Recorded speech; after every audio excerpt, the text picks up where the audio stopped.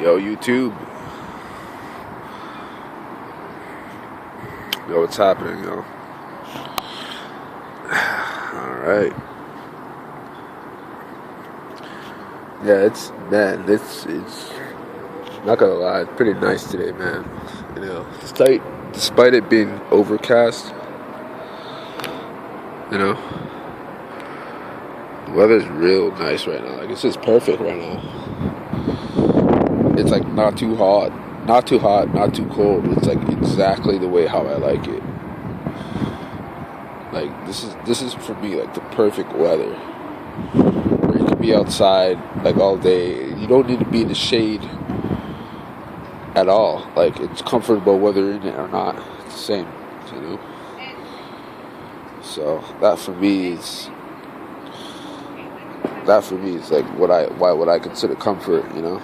You can just have, like, you know, if you're at home, you can just have the windows open. You don't even need AC. That air just purifies the whole room. That's your AC. That's like natural AC. So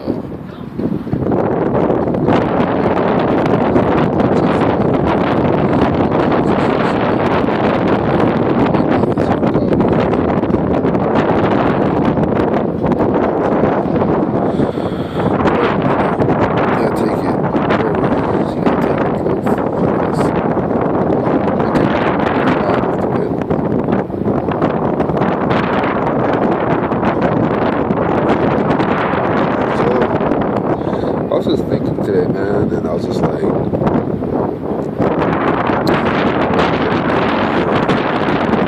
just getting some stuff off my chest, man.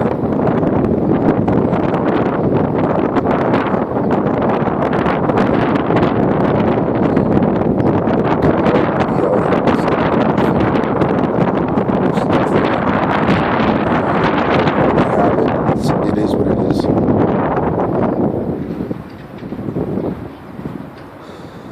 So I said, let me just do a video, you know, just to, like, I don't know, just to, like, maybe settle my own feelings, you know.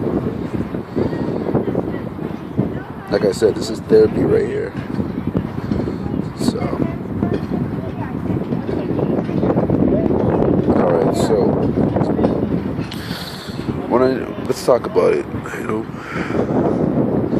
I'm going to go in, and it's going to be, I hope nobody takes offense if you do. I'm not saying anything offensive. I'm just saying stuff to how it is. How it is, man. And you can, you know, take it with a grain of salt, or, you know. So,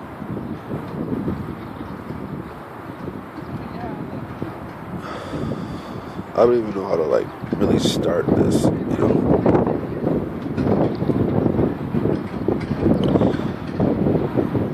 Alright, so let's just talk about each race in its own, you know.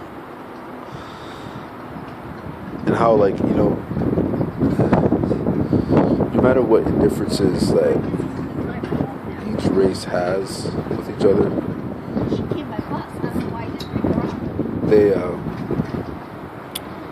they always financially back each other, you know. Like, look at the Chinese, man. Right? Quite possibly the most financially wealthy race on this planet. I mean, I don't know who you could argue is more rich than them. I actually just had a debate with somebody not too long ago on who I thought was the most wealthy race out there. And I said, my argument was, I thought the English were, you know. Their wealth is back in the kingdom days. So, you know, they've had how many centuries to, like, accumulate wealth upon wealth. And they're in control of it. It's not like, you know, it's stacking them on top of each other. So, and then on top of that, they got like, treasure of, artifacts and, I guess like, certain types of valuables that can be considered priceless. At least that's what I think, but not necessarily the truth. But they got money, man. They got mad money. But the person I was debating with, he put up some good points. And it's actually really true when he says that, the Chinese probably, they made more and more throughout history, man. I mean, if you just go all the way back to like with the emperors and, all of that, I mean, they've been taking over countries, man. Part of Asia, all of that. They've and they've been milking that for how long? It's like milking their own people. And if you just look at just look at their standings now with the way how everything is when it comes to men are raised up and females are like, if you got a female, it's like the worst thing you could have gotten. Even though it's like a 50% chance of get either one. If you get a female, that's like, you struck out, man. And everything is encouraged into a male-dominant society. It's quite funny. It's like completely the opposite of over here. Over in the West, where females pretty much rule everything here. It's like, well.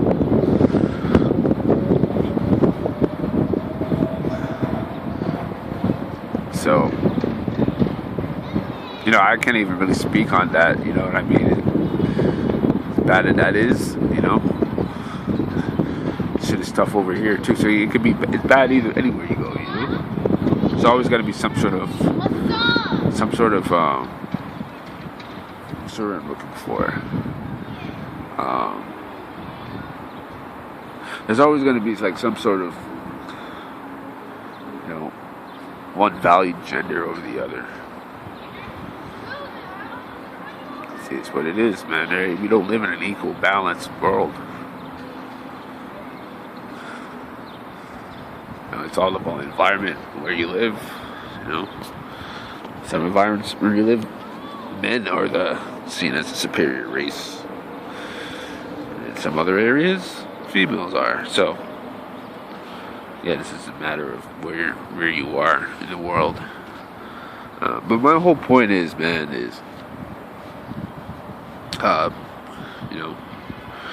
no matter what, even if they are male or it's female, they got that sort of thing going on, dynamic.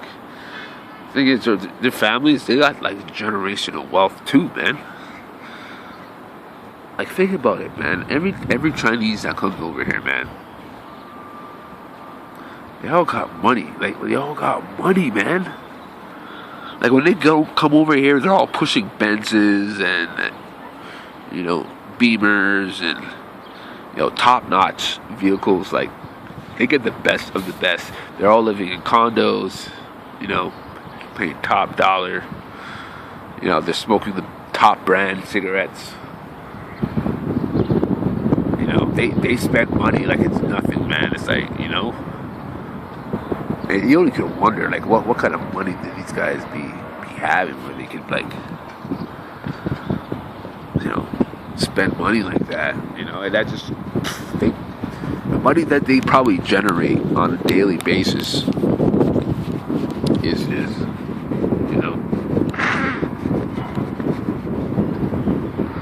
you want to talk about the difference between the rich and the poor, man. That's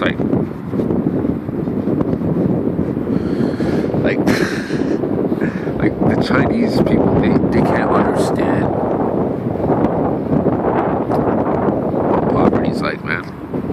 mean, some of them do. You every now and then you'll see, one black sheep of the Asian race that's like struggling, or is in the struggle, and he doesn't have that. He never got that blessing, of being born into a family with money. That still occurs, but I'm talking about the majority of them, the whole overall majority of them. They got money upon days. So all of them are just like, they made businesses over there, made a huge killing, and now they're coming over here to continue that, And when they come over here, it's coming over here with briefcases, man. And they either, establish their own business or just buy a whole area and just build that up.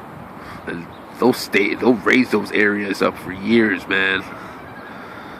So that's the next thing. They're like patient too.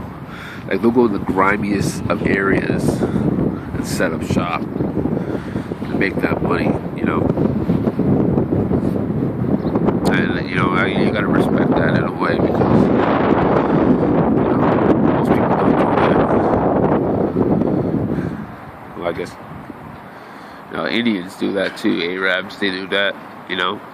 They're all rich too. Like the Indians, man, they got money. Like I underestimated them. Like, I knew they had money, but like shit, man, they're up there. Like they out in the city too. The Indians, man, when it comes to real estate, they're the ones running that shit. When it comes to businesses, the Chinese are running that. And Arabs, they run the gas stations, man. They run some of the corner shops too. They're all in the major areas of,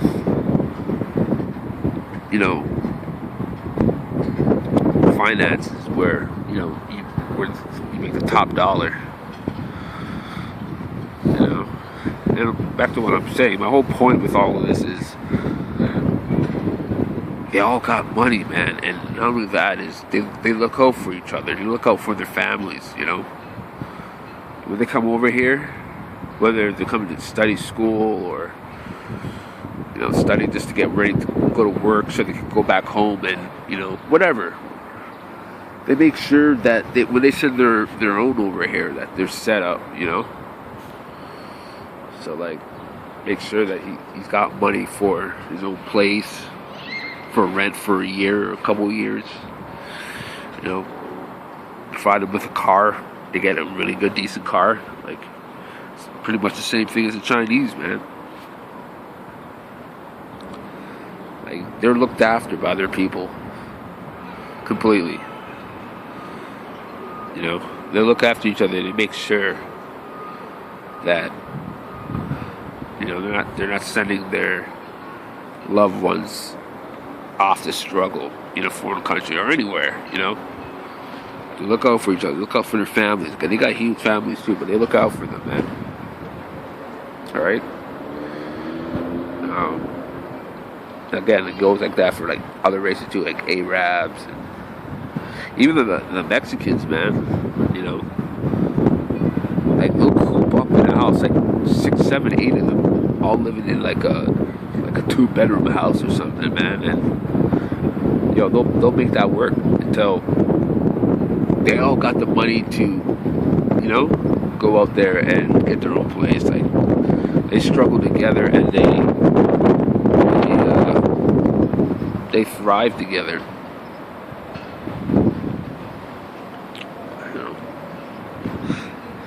And then we get to my race. Blacks being at the bottom of the barrel.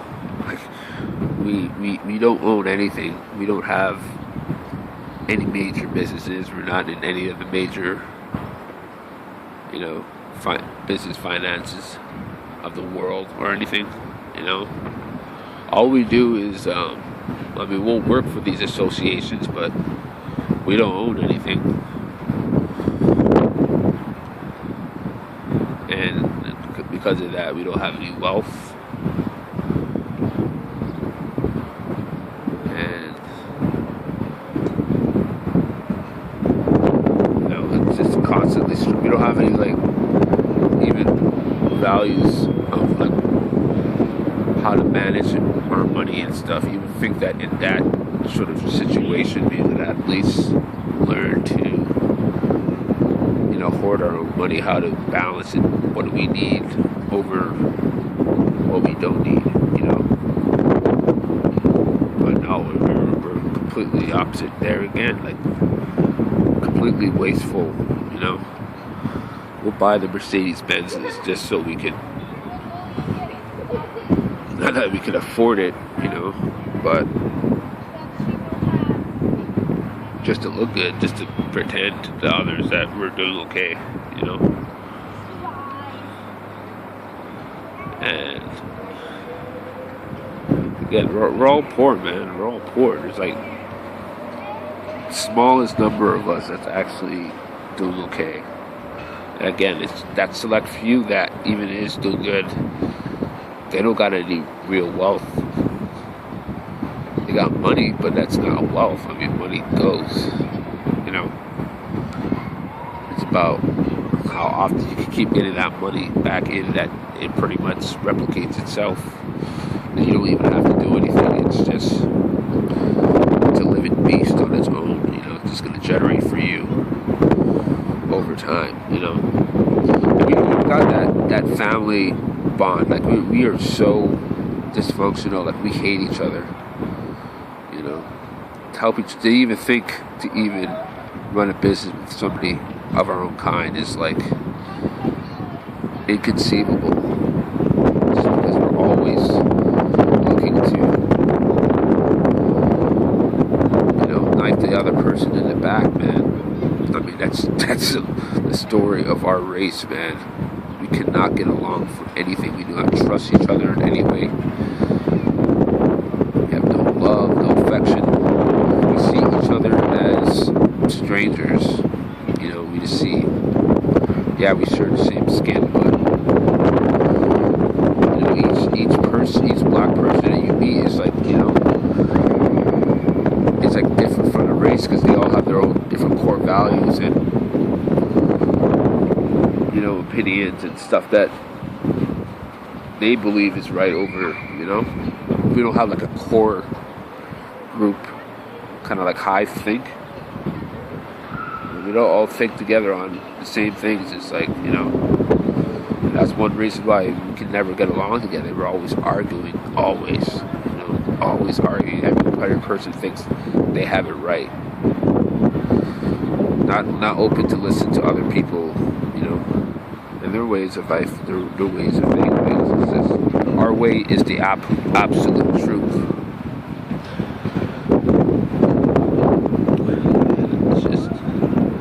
I wasn't kidding when I said that, I was cursed being born into this race. And then, of course, there's a lot of positives being born black, but, main thing that I see is you don't have the financial backing as every other race out there, and that to me is one of the most important things, if not the most important. We don't even have a country of our own. All these other nations, they have their own country. So we get no backings from our own country because we don't have one, and we don't work together, with whatever little we have. So it's survival of the fittest in the worst case scenario. And so let me just get to my main point of all that. Without all that said,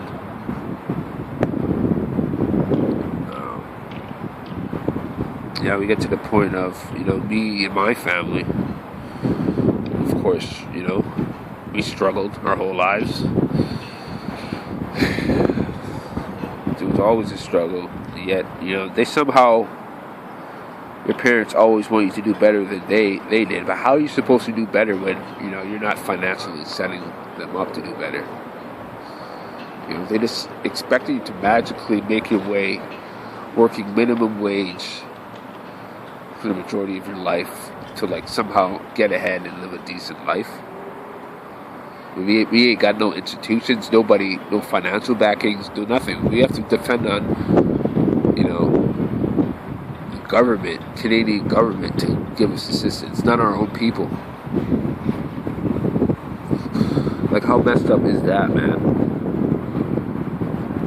Like, it's fortunate I'm in a country that has something like that, you know?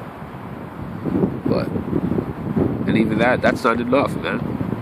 That's nowhere enough. And I can tell you that for sure, because I've been doing that for the last 10 years. You know, surviving off of, you know, welfare, you know, and then having to pay rent, and then having like $200 or less to use for the whole remainder of the month, you know. Whereas there are some people that will spend $200 in one night on dinner. You know what I mean? And I have to make that last for the whole month. Like, let me tell you, man, the struggles I've had to go through. Like, I've gone, like, my body, like, was transformed into different ways of survival that I didn't even think was possible. Like, having to go, like, you know, 2.5, 3 weeks at times without eating food. You know, because $200 ain't enough, man. You know, that's still not me buying any bus fare or you know, hygiene products, my medical products. You know, after that's all done, it's like I got $120 left. You know, if that, and I gotta make that work. You know, and it just doesn't last, man. I've gone to the freaking food bank a few times, but the food that they give you, man, it's just, I don't know, man. It's just a lot of it's just, you know, I'm not a cook myself, so, you know, all the dry food that they give you, it's almost wasted on me. And I've learned through years of just, you know, just fasting pretty much. You know, I didn't have a choice. No financial aid from, you know, any family or anything, because they're all broke for the most part. And, you know, when I do try to ask for help, it's like, you know, you should be working, you should be getting a job, support yourself. Like, you just have no idea, man. You know. And then, all right. So my main point is, all this is just thinking about my mom and, like, you know, I haven't talked to her.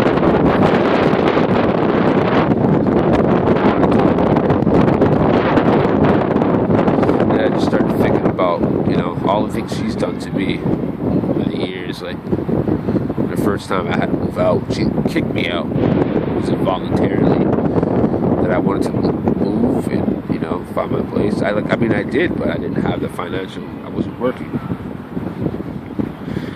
And she was the one who convinced me to go on welfare. And, you know, after I did, I was kicked out right afterward. So here she is, throwing me out into the world at age 20. You know, not working at all. Hard to find work. Going through a lot of mental issues. And she just threw me to the wayside and said, you know, go out there and survive, man, because I can't deal with you anymore. You know, no emotional support or anything. Just like, you know, I'll be here, but you just can't be here. So, I went through a lot of ups and downs. Like, every place I've gone to was almost a disaster. Almost everyone, you know. And, you know, everyone, I somehow, like, and it's funny, man, because every other place I'm trying to look for, like, when she was trying to kick me out, you know, she gave me like a month time to find it. If I didn't find it, basically I'd be out on the street. So she was willing to put her son out on the street, you know, not having anything to his name, and expect me to survive, you know. And then, you know, every place I found as a result from that has been like out of desperation. So I've had like the worst landlords, worst roommates. Some of my roommates were cool, but a lot of it was shitty, you know. Almost every place I've gone to was just, I've had to deal with one thing or the other, whether it was like an invasion of privacy, people just coming into your room, you know, unannounced. You know, just disrespectful things people say to you, you know. And then they learn about you not working, and it's just, you know, they stigmatize you in a certain way, and, you know, you shouldn't have to put up with that, but I've had to put up with it for the last 10 years. And, you know, go through that, getting evicted from other places just because they, you know, choose to sell the house, and having to go back home, which is the worst, you know, and stay there for a couple months only to be kicked out again. And then the same cycle begins again and again. So basically 3 times I've been kicked out, maybe even more, because I was homeless as a result of my mom twice. And, you know, I was homeless, and, you know, I got back. She allowed me to come back, and then, you know, kicked me out not too long after that. So it's just, you know, an endless loop of just being abandoned by my mother. And, you know, her point of view is, you know, I gotta be strong. I gotta be able to stand on my own 2 feet, you know? And I'm just like, what? Are you kidding me? Like, look at every other race out there, man. Who does that to their own son or their own family in the guise of making them stronger, you know? Like, you think things are getting easier out here? Look at the housing. Look how more expensive it is to get a house now, or to rent an apartment. You know, I can't even think about getting a car, like all the expenses that come with that, you know. But you think it's easier, and you think this is going to make me stronger from throwing me out? And it's not even just her. A lot of my people are like this, have that mentality, you know. And it just bothers them for some reason for you to be there and not working, even if you are trying your best. You know, it irks them to a way that they think that you're getting by an easy life, even though, you know, you're surviving off of only a couple $100 a month. And she, you know, she thinks you're lavishing life as a result. At least mine did. Like, I'm over here miserable every day, you know, dealing with the highs and lows of applying to work everywhere, only to be, you know, never return calls or anything. And finally, she did, you know, it hurt, it bothered my stepfather, you know, that they just couldn't live with me anymore, and kicked me out. And, you know, even right now, man, like, even when I was recently evicted not too long ago, you know, I just sent a message to my mom. I wasn't even going to tell her, but I was in a really low state, and I just wanted to talk to her, you know. And I had no intentions of going back, because I know I can't go back. Not after all of that, man. You know. And, she pretty much just said, oh, you know, you got to deal with it on your own. So, I can't even count on her for emotional support now, you know. And how is a parent supposed to hold malice towards her son because he's going through a way of life where he doesn't communicate that often, you know? Like, I don't communicate with anybody, man. I'm the type of person that you gotta call me in order to get my attention, because I just don't even care about anything. You know, I don't even care about my own life. You know, so if you want my attention, you gotta come to me in a way. You know, because I'm not gonna come to you. I just, you know, I feel depressed and I already feel lower than human. And she just can't seem to understand that. I don't understand that at all. That she just, you know, she can hold anger or resentment towards that for me. You know, and when I want to come to her, she says, you know, you only come to me when you need me. Well, of course, that's what you're supposed to do. You're my mom. You brought me into this world. Why the frig did you bring me into this world? You just plan to abandon me during one of my toughest trials out here in my life. You know? And I just thought about all of that. It just made me angry, you know? It's made me mad that, you know, my people can just do this, you know, be so carelessly just bring people into this world and just abandon them for whatever reason. You know? So I'm just gonna, you know, cap it right here. I want to go into a little bit more, but the video is probably gonna cut off soon, so I'm gonna make a second part 2. It won't be that long. It'll just be about 10 minutes maybe. So stay tuned, guys.